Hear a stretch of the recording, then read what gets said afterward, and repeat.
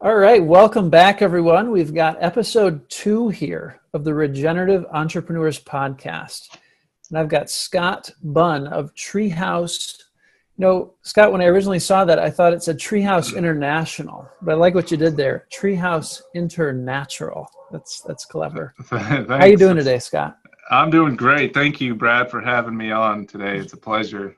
Yeah, you bet. Thanks for being here. So, I just want to jump right in. It sounds like you've got a whole lot going on, Scott. I was doing a little digging on what you have going. There's the Seneca Treehouse project. It sounds like Treehouse International might be like the umbrella legal structure. We'll get more into that. You've got sustainable solutions. Maybe you can just give us a quick kind of overview of what business activities you have going on. Absolutely. Well, I'll start with a little history of how I got into all this, and that'll make a little more sense as to what we're doing now and why.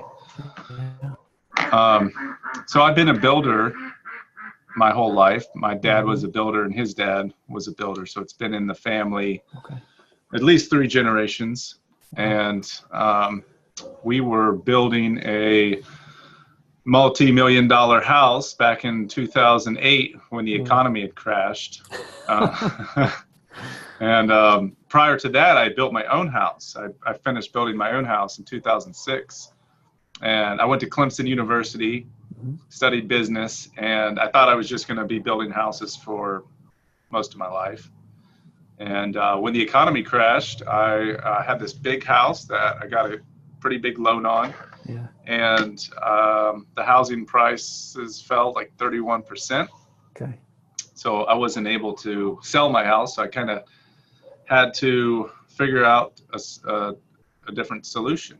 And I started learning I started seeing everybody losing their homes, losing their businesses, losing things that they'd worked for their whole lives. And I'd also seen, all of the quality of food that people were eating on food stamps and their health just disintegrating. And I didn't understand why the economy crashed at that time, but I started learning about it.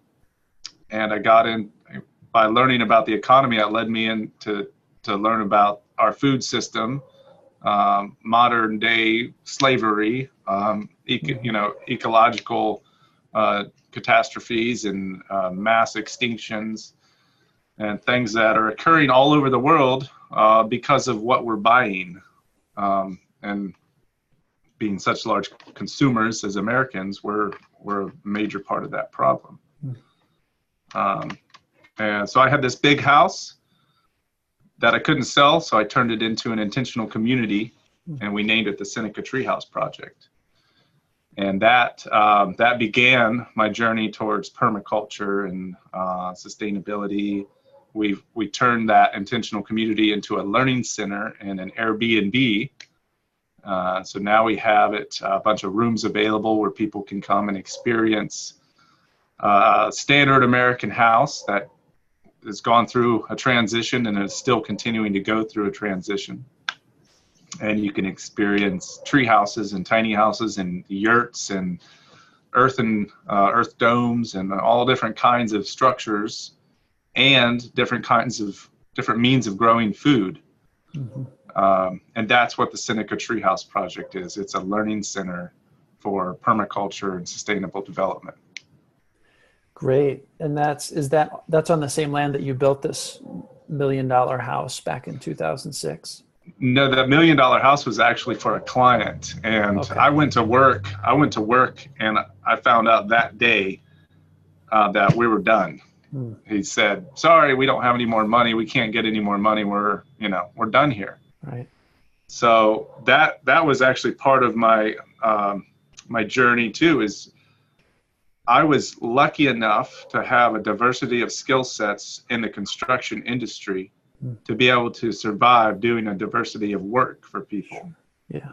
I didn't have to rely just on framing or trimming houses. I could do plumbing and electrical. I did boat repairs, mechanical work. I all kinds of metal fabrication, blacksmithing. I did all kinds of stuff to stay afloat. And I basically went down my list of expenses when this all occurred, and I started just seeing what I could do to eliminate them. Mm-hmm. And my house, so I started renting the house out. I downsized. I moved into a 500 square foot studio apartment. So basically a tiny house. My truck, I sold it, bought a junker. My food, I was like, I didn't know anything about growing food at that point. And my first garden was, I wish I had a picture of it. It was, people say, oh, I can't grow food because I don't have a green thumb. And I couldn't grow food either. But here we are almost 10 years later, and, I'm eating a good portion of my own food that came off the property. Yeah. And I continued doing construction. So I have a construction company, Amity Builders. Okay. And then I realized the importance for education. I realized the importance to help people create, like, how can we help people create stability in their own communities and for their own families? Yeah. So that when the economy does crash again, because it's on a wave pattern, just like everything else in nature, when it crashes again, people can be prepared, and people can grow their own food or have their own stuff already growing so they can save money all along. Yeah. So the third element of Treehouse International, we have the Seneca Treehouse, Amity Builders, and then our training. We're developing a trade school focused on community resilience. Awesome. And that's all under the Treehouse International umbrella. Right. I'm really curious about this business management degree. How, there's a lot of permaculturists who really, they come across permaculture, they get really excited about it, and then, they're just not sure where to go from there in terms of generating a livelihood from it. I'm wondering how much this background in business management has helped, given you the skills to kind of navigate that. Well, I got a 4-year degree from Clemson. I actually ended up with a business degree because I went into college not knowing what I wanted to do. I didn't have a lot of direction. I went in actually as a mechanical engineer, and then I hated calculus, and I hated calculus so much that my GPA was so low after calculus that I couldn't get into anything else except for packaging science or business. So I was like, well, I guess I'm doing business. And then I spent the next 4 years doing a business management degree, and that helped a little bit, but it wasn't worth the $40,000 in the 4 years of time to get it. Right. And if I were to do it over again, I would go back and spend a year or two out of high school exploring what's most important to me and what I'm most drawn to do. And I would have, knowing what I know now, I would go back and let go of the societal pressures to get that degree straight out of high school. Right. And so my business management degree helped a little. But my true business experience came after college from owning a business and developing this model that we have of a full circle learn, design, build, live business model, where it's there's 4 businesses. There's the parent company and the 3 smaller ones. And people are always like, why do you have 4 businesses? That's ridiculous. And I'm like, it's the permaculture business model, baby. Like, you don't get permaculture yet. It's okay, but don't give me a break here. People, like, a lot of my mentors are older men, and they're just like, you need to just focus on one thing, and focusing on one thing at a time is important. Yeah. But the way our business model works is, we have people that come in through our Airbnb to relax. Mm-hmm. And then they find out about permaculture, and they find out about alternatives and things that are inspiring and comfortable. Mm-hmm. And they're like, oh, well, we might come back and take a workshop. So they Airbnb, then training. And then they're like, we might hire you and some of your students to come over and build something for us. There we go with the third business model. And then they're like, oh, well, could you, we'd like to design this thing in our backyard, and, we'd like you to do this. So now that person that was just coming for a vacation has come back to us again and again, and they're starting to grow food in their own backyard now. Right. So that's like this full circle model. And then they come back and stay with us again in the Airbnb. So yeah, it's like this whole family of, this community that we've created. That's right. I'm curious, what was your first introduction to permaculture? How did you come across it? Who was your teacher? I assume you took a permaculture design Mm-hmm. course. What was your entry into the permaculture landscape? Well, if you want to really learn a lot, start renting rooms out to like-minded people in your house, because I learned so much just from those people. But one of them, Chance Lawrence, was the person who introduced it to me. And Chance was a health science student at Clemson that lived at the Seneca Treehouse, and he was like, hey, have you ever heard of this? And I'm like, no. And then I found out just about that, and I was just so excited. And neither one of us were certified at the time, and we were just drawing up designs and learning more and more about it. And we started talking about permaculture and started talking about what we wanted to do. And then my friend Sean Yodnicek, who is permaculturist from Asheville, he was a student organic farm manager at Clemson. He was like, listen, if you're going to talk about permaculture, you need to get certified, because a lot of what you're doing is not permaculture. And I was like, all right. So I first signed up for a cheap permaculture, where there were masses amounts of people doing this class, and it was not good. It was an online class. It was cheap. I was like, oh, you know what, $500? Yeah, I'm going to do this. And I was like sitting there just bored out of my mind. It was all over the place. And so then I found Jeff Lawton, and I took Jeff Lawton's PDC. In person or online? Online. Okay. Yeah. And that was amazing. And I think if I hadn't had the construction, all the tool and construction knowledge to back me up, I think the online class wouldn't have been as valuable. Only because, I have, or maybe if I don't have, if you don't have that way of thinking of if you need to have the hands-on experience to learn, doing it in person is amazing. But his class is so well put together. Yeah. The videos and everything that goes along with it. It's you can really grasp it. And then I had the history of construction behind it. So all the tools and everything, it made a lot of sense.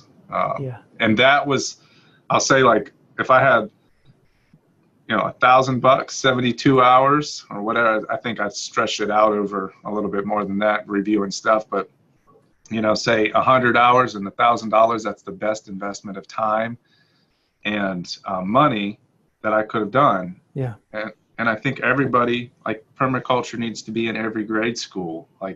It needs to be a class that people take in young, and then again in middle school, and then again in high school. Yeah. And, and just introducing it to people in different ways too, not just in the garden, but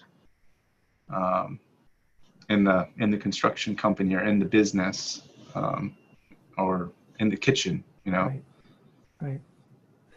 Yeah, Jeff is amazing. I was lucky to sit in on an advanced PDC of his when I was in Bolinas at the Regenerative Design Institute for 7 months as an intern. He's just a fabulous teacher. Actually, yeah, I want to go into a little bit. So right after you took your PDC with Jeff, I imagine there was a lot of enthusiasm. You were excited. Did you have a place to really put that excitement and that energy right after, or did it take, what was your journey immediately after that? Well, so the Seneca Treehouse is on Lake Hartwell. It's like a suburb in the country. Mm-hmm. And there's a vacant lot across from me that was owned by the campground that's next door. So before I took the PDC, I work traded with my neighbors. I rebuilt their house and their dock in exchange for that land. Oh, So wow. I had it was 4/10 of an acre, which is what I'm sitting on right now in the yurt. And it is a bunch of common ground around it. So I got like 7/10 of an acre or so. And it was actually wooded with a relatively young, like 50 to 70-year-old forest, not like super young, but I didn't want to clear anything. Right. You know, I didn't want to take any trees down, but I wanted to do all this stuff. I wanted to grow a lot of food. And Sean, so this is going back before the PDC. Sean, the permaculturist that pushed me to take the course, he said, he came over and helped me do the layout initially. And he was like, you're going to have to take these trees down if you want to do what you want to do. The site design you're talking about. Yeah. If I wanted to grow food and put all this other stuff in. And I was like, at the time I was like, oh, taking trees down is terrible. You know, that's the worst thing. That's the last thing I want to do. Sure. And then I came to realize that, okay, here's the property I have. I can take these trees down. I can mill the wood for lumber. I can make mushroom logs. I can mulch everything. I can put it all back into the soil, whatever I don't use for lumber. And then I can plant stuff that prevents me from having to buy groceries from somewhere else. And, you know, that's more valuable, and it's going to be reforested eventually anyways. Right. So before I got a PDC, I spent like a year clearing with me and a couple other people, clearing the logs and stacking them and mulching them. And then as soon as I got the PDC, I mean, I'd already been doing stuff, and I was doing stuff while I was taking the class. And then I just kind of went through and redesigned things now after the PDC. And I'm building this. The Seneca Treehouse is still under construction, and it's a suburban scale permaculture demonstration meant to be experiential learning. You know, we're doing more than what we would, have to do to survive. Sure. So that people can come and get, really inspired and be, have a lot of different choices to, right. And so that we can learn too and experiment with aquaponics and, different kinds of trees and different animals and see what works and what doesn't. And so are you saying you didn't want to go completely bare bones because you wanted a way for people to be able to relate to it? Is that part of it? Right. Yeah. Yes. Yeah. Because I think that's so Treehouse International is like a bridge. Like we're working on building a bridge between the extremes. Right. And so today I just responded to my really conservative friend's post about, all my anti-fossil fuel friends won't stand up and get away from fossil fuels. And then, I responded, I was like, hey, I'm working on it, but it's a long journey. And then all these negative, like just really stupid posts of, people that just want to complain about something. So I showed my friend Matt, and he was like, dude, don't respond. I was like, no, I'm going to respond. And I was like, and here's my response. And I listed out all this stuff that we can do to take steps and stuff that I'm doing to take steps away from needing fossil fuels. And their thing was like, oh, is climate change man-made, or is it, Democratic or Republican? And I'm like, hey, it doesn't matter if it's man-made or not. It doesn't matter if you're Democratic or Republican. We all want to save money. We all want to live healthier lifestyles. Right. So here's some solutions that we can do. And, that's like a big thing that we're not going to ever come together as a human species if we're on opposite ends of the spectrum. Yeah. So a lot of permaculturists and a lot of the granola folks that I meet are like, I'm going to go poop in this bucket over here sitting outside. And I'm like, that's cool. Go for it. But most people aren't going to do that.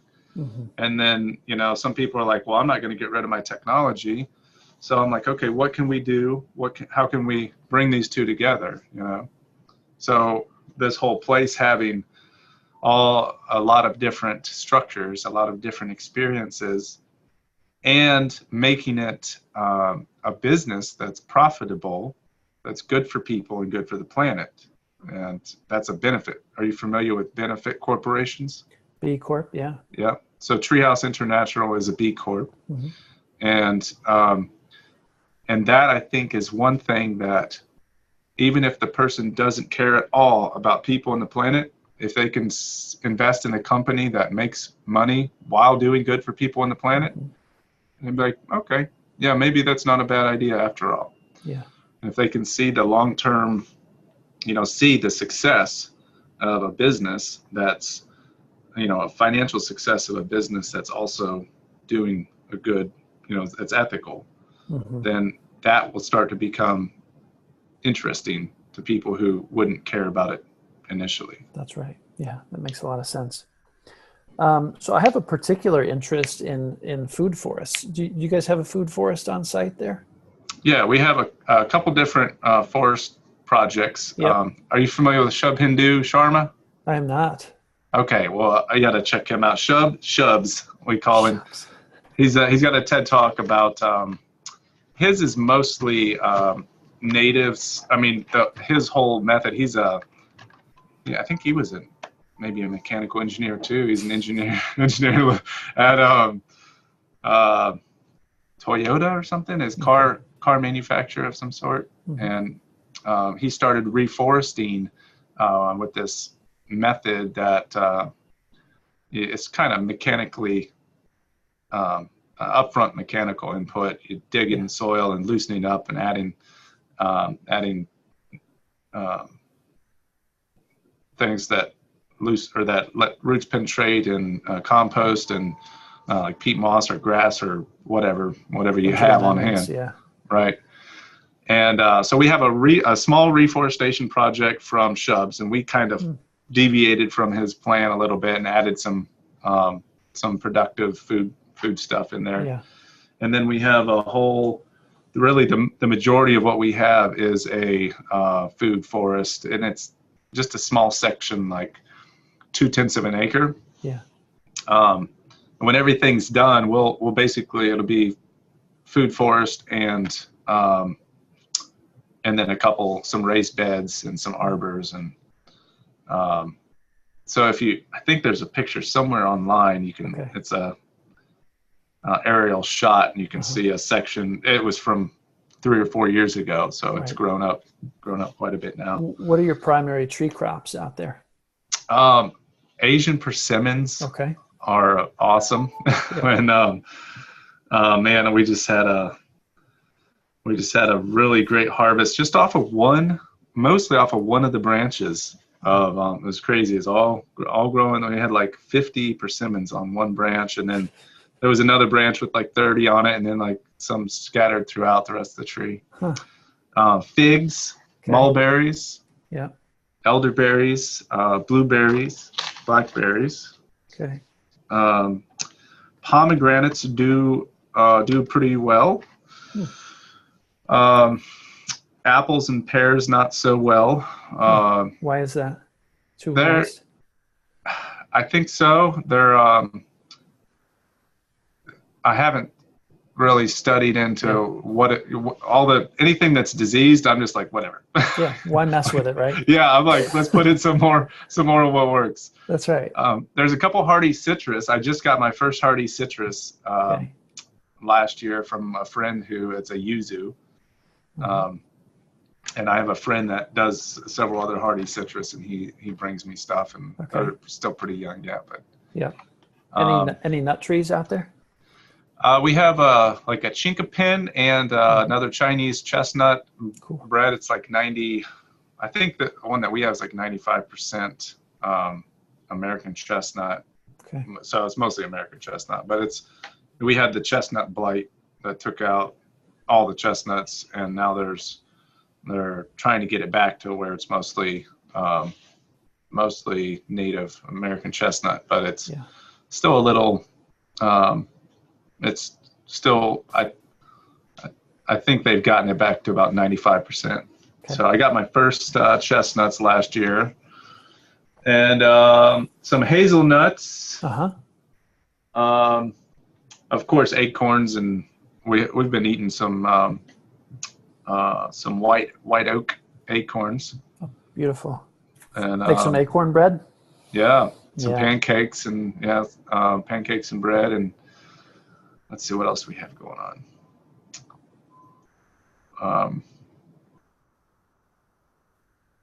I think we don't eat the beech nuts, but the chickens eat the beech nuts, and then we eat the chickens. So that counts. I was looking at Google Maps, and I saw there's this fruit research farm right down the street. Have you worked with them at all, or what do they got going on? Yeah, so we're friends with the manager. He comes over for dinner sometimes. We actually had some peaches. They have mostly peaches there. Okay. We had some peaches, and I swear our peaches had every disease known to man. They were terrible. Yeah. We got like one year of decent peaches, and then it kept getting worse and worse.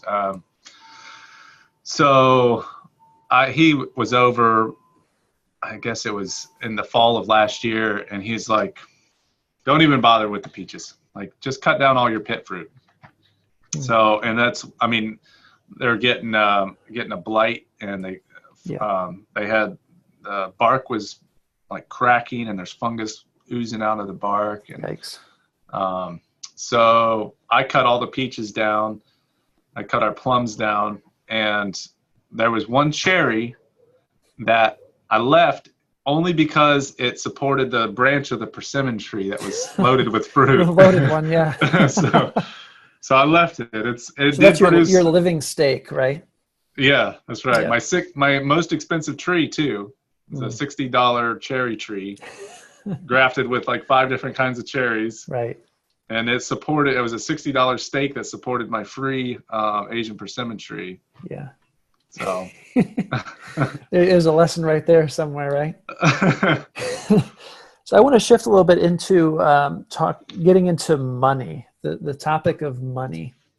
So my sense is a lot of people who have a passion for permaculture, they struggle to generate a livelihood from doing this work. Why do you think that is? I think there's a general principle here to look at, and that is because a lot of people who are into permaculture are people who are very consciously connected to the earth. And I don't think the earth gives a crap about money. So I think if we were just in a world where we didn't have to be disciplined with money, and we could be disciplined with just food, or we didn't have to be disciplined with business, but we could just focus on surviving, I think those people would all thrive and do really well. Yeah. Unfortunately, that we live in a world where we have property taxes and fuel and every other doctor's expenses and healthcare and all this stuff that's kind of forced on us, and that we just found ourselves in. And so I found over and over through the 10 years of doing this, people that come in and they have a great plan. They have a great idea, but they don't know how to execute it. Mm-hmm. And we all have ideas. Yeah, I've got a lot of them. But it's just so important. And I think also people who are really well connected with the planet, with the universe, with God, whatever you want to call it, like people who are really well connected, in that sense, get a flow of ideas coming in. I know I have that sometimes where I'm just like, oh my gosh, I just got to get out a pen and write them down. Mm-hmm. And then I'm like, I've got 50 ideas here. And I'm like, let's do them all. And I start spreading out. And then I actually had to realize this recently. I was, as an entrepreneur, I was spread out really thin. I was in San Diego working on a project, in Ohio, and Haiti, and Dominican Republic, in Detroit, in Charleston, South Carolina. And I'm like working on projects with all these people. Meanwhile, my home base, those logs that I cut to mill are rotting, you know? Right. So one of my mentors, and also separately my dad, and really a lot of people that would hear my story would be like, wow, you know, you got a lot going on. You need to like hone in. But I didn't listen to any of them. I was like, okay, what can I learn from permaculture? What can I learn from nature about this? Right. So I started I'm like, okay, the spiral, you know, just looking at the Fibonacci sequence, that's where I really, it finally, everything that everybody had been telling me clicked. Because at the core of that spiral, in the eye of the storm is where the most power, you know, without that eye of that storm, none of the rest of the storm would be there. Without the core of your body, your fingertips don't do any good. So I realized that my core is the Seneca Treehouse project. That's my home base. That's where, if I get all that right, then everything else, all those other projects, I can just keep spiraling outward, and I can go to Atlanta and go to Charleston and make my way over eventually to San Diego, and I can be more effective at helping create other storms in other places. So I had to just learn, okay, you know, and this is after business book after business book, following people like Ty Lopez and Gary Vee and Dan Lear and Tim Ferriss and all these people that I've been like, I mean, that's been a major part of my education over the last couple of years, is audiobooks and really Instagram, and just following the right people that are that, you know, following you on, you know, following people that are like really doing a great job, and just learning from that, learning what can I do to focus on my personal goals, and then how can I make money doing that. Yeah. So what was that shift like? So you're like, okay, I need to, my core is the Seneca Treehouse project. What happened after that with all these projects all over the country and beyond? I called him up and I said, hey, you know, I put it on my list, but I'm not going to work on it until I'm done with the Seneca Treehouse. And like some of them are some of my best friends. Some of the people, they're people on our board of the Treehouse. And I just let them all know that, like, you know, if you absolutely need me for something right now, you know, just let me know. If you absolutely need me, I'll try to do the best I can. And, you know, being in communication, being authentic in communication with those people, and not just ignoring them, because then they're like, well, what's this dude, you know, but letting them know that, hey, I really want to help you with this, but I got to focus on my thing now. And I was also stuck in doing construction, which is what is easy for me. I don't need to ever advertise for construction. People call me all the time, and I keep taking the jobs, and I don't want to let them down. And I'm like, okay, well, I'll do this for you, you know. But then I go out and I build another dock, or I do another home renovation, and I'm like, meanwhile, I'm like watching the world just crumble, you know. And I'm like, you know, in some ways it's I see all these problems, these things that are causing civil unrest and degradation, and I'm like, I'm not doing any good for that right now. I'm not doing anything to help that. But finishing the Seneca Treehouse project is, and continuing to develop my curriculum for the trade school, those things are extremely helpful to the world. Yeah. So I just had to, my comfort zone is construction. Going to the bank and getting financing to finish building a learning center is a little bit out of my comfort zone, and just realizing that this whole mindset about, being in a little bit more debt for the short term is not going to kill me. It's eventually going to set me free, and it's going to set a bunch of other people free in the process. Yeah. So that's my goal. As of last year, I've really planned out this whole year. I've been on a pretty strict regiment. I'm doing, I've got all my finances and a really strict plan together. And right now I'm seeking a few more interns.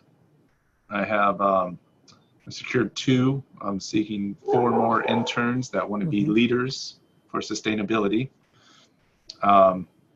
And I'm looking for people who want to learn how to build. I'm looking for people who want to learn permaculture design and get certified. And I am, we're also including some personal development and business training into the year. And people who want to work with me for 9 months and really focus on their passions as they learn these different skills and help finish the Seneca Treehouse. Yeah, great. I'm really intrigued by the way that you came about your land there. I wonder if you have any advice or tips that you might share with people about how they can come to, acquire, own land in a way that's non-traditional. Well, I think one thing that so my neighbors are not the most workable folks in the world. And I know I definitely gave them a really good deal.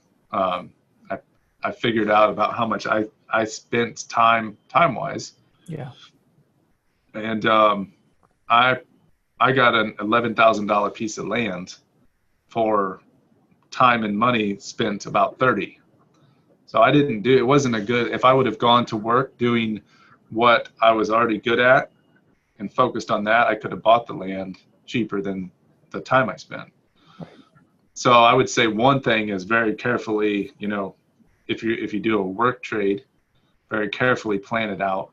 And it takes a long time to plan stuff like that out. For me in construction, you don't know what you're going to get into sometimes. But I went through and got it and had some volunteer help. And but there's other ways of doing, like setting up land trusts and community owned projects, or approaching someone that has land and offering an agreement where you can use the land, and they get a percentage of the the profits or the produce or whatever it is that you want to do. If you don't own the land, though, I wouldn't invest in building any structures on it, because that opens up a whole new can of worms. Right. And one issue that I ran into over and over was, I have a $400,000 piece of property.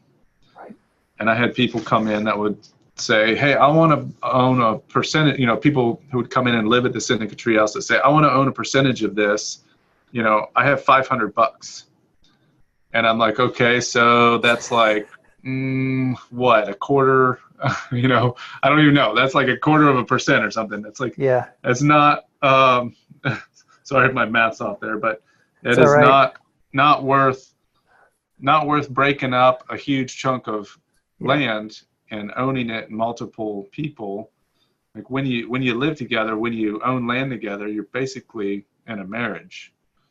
And, so you have, if something goes sour, that land either gets, divvied up accordingly, or it gets, taken to probate, and then you end up, nobody gets it.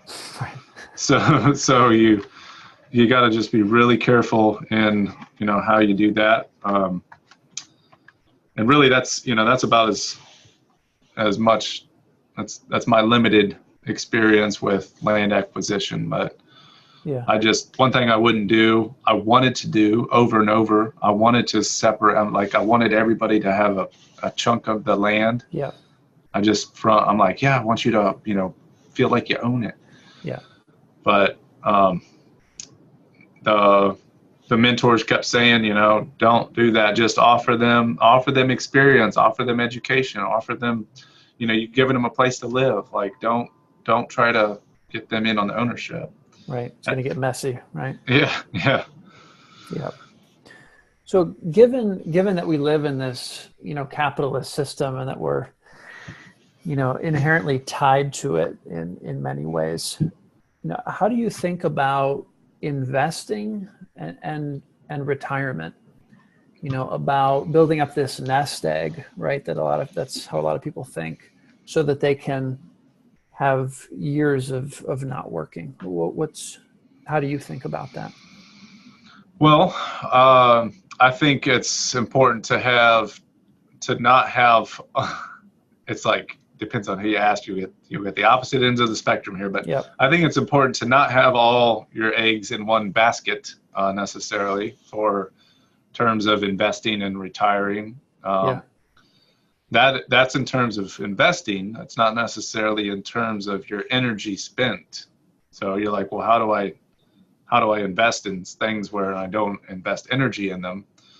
But that's like, the stock market's a real thing, 401k is a real thing. It's likely to crash, it's likely to fail. So don't put all your money into it, but it's not a bad thing to invest in it. And there's a lot of really good businesses out there. And there are apps and like investment. I actually just got one the other day. I forget what it's called now here. I haven't opened it yet, but I think I saw it on Instagram. But there are some, I don't know. I don't want to tell you the wrong name. All right. But I saw an app for investing in good businesses. It was just like an app specifically, kind of like Cabbage, but specifically for I'm sorry. It's all right.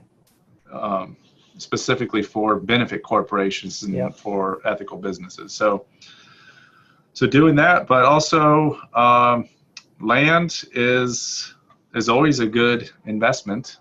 It's always going to, most of the time retain its value. Sometimes lose its value a little bit. Correction there. Definites are dangerous, man. That's right.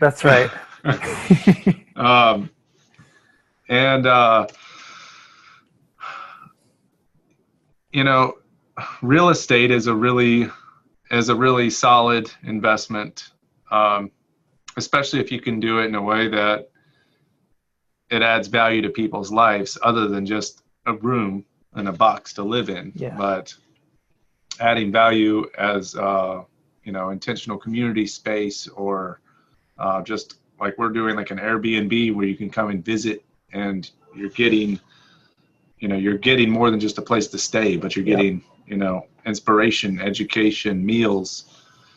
And I think, I don't have a ton of money saved away.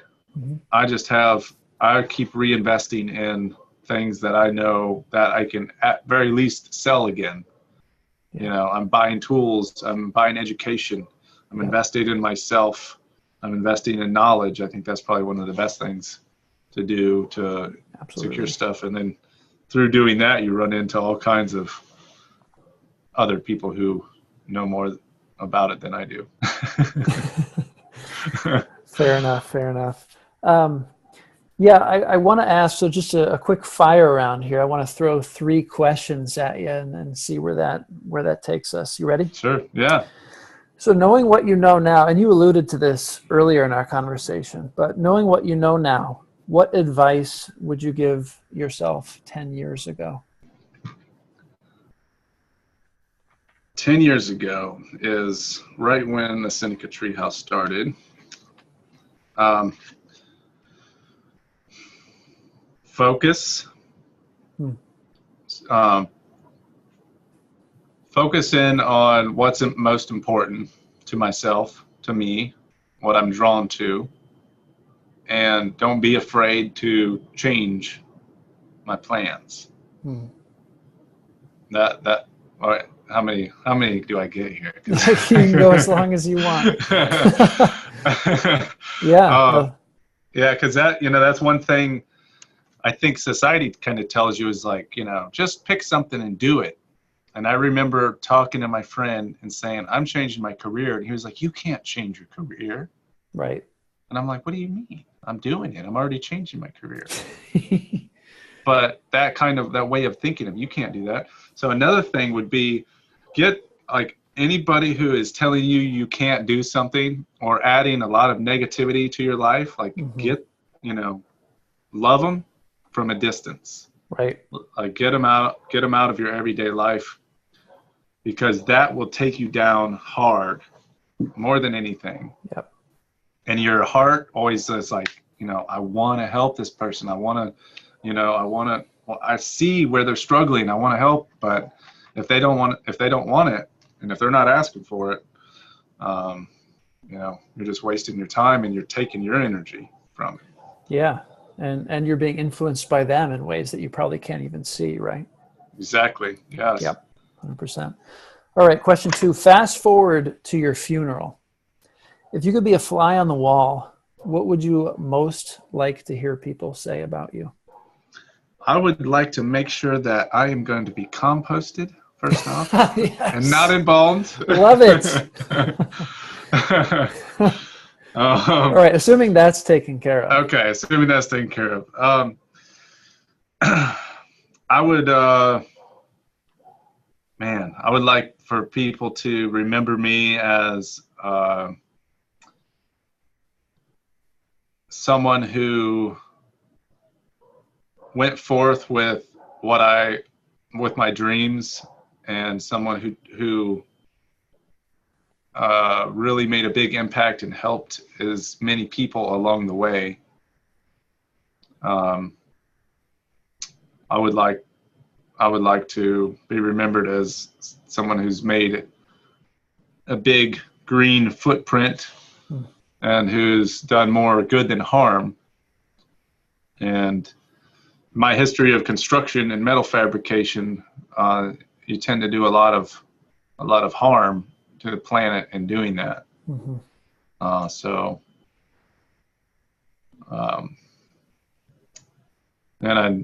I want to be remembered as a good father and a good husband.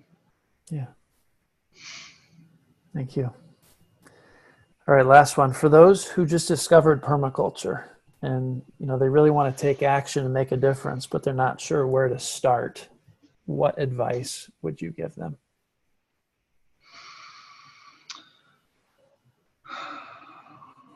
Come and take my permaculture course. No, they already took one, Scott. They already took one. Okay. Yeah. All right. Sorry.